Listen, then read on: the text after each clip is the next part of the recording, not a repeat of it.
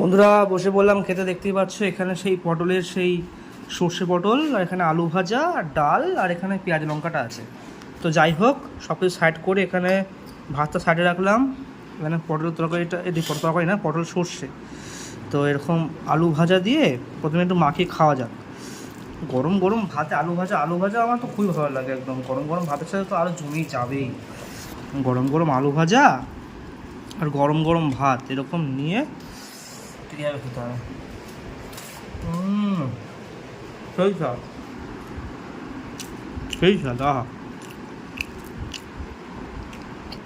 এই যে ডালটা আছে, ডালটা দিয়ে এরকম করে নিয়ে ভালো করে আলু ভাজা আর ডালটা মাখিয়ে নিলাম। মাখিয়ে নিয়ে খেতে হবে।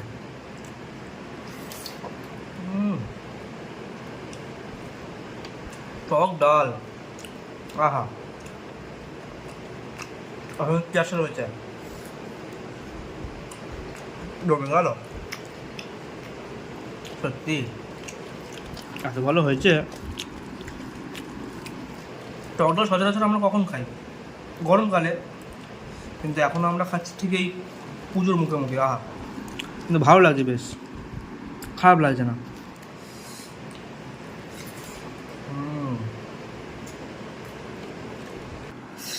এইবারও খাবো। এই যে দেখো কত সুন্দর, একদম যাকে বলে সর্ষে, আর এদিকে একদম কড়া করে ভাজা পটলটা। আহা, দেখতে সেই লাগছে একদম পুরো। একটু খেয়ে দেখা যাক।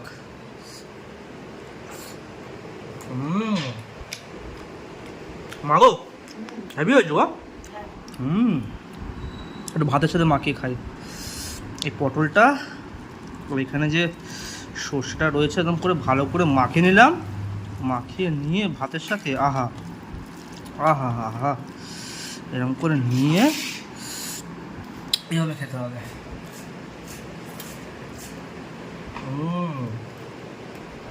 অসাধারণ সত্যি। আহা, মানে যাদের ভাগ হবে না, ভাগ হবে না, এত ভালো হয়েছে। পটলটা দিয়ে এখানে একটু পেঁয়াজ রয়েছে, একটু পেঁয়াজ দিয়ে নিয়ে ভালো করে মাখিয়ে জিনিসটাকে এভাবে খেতে হবে।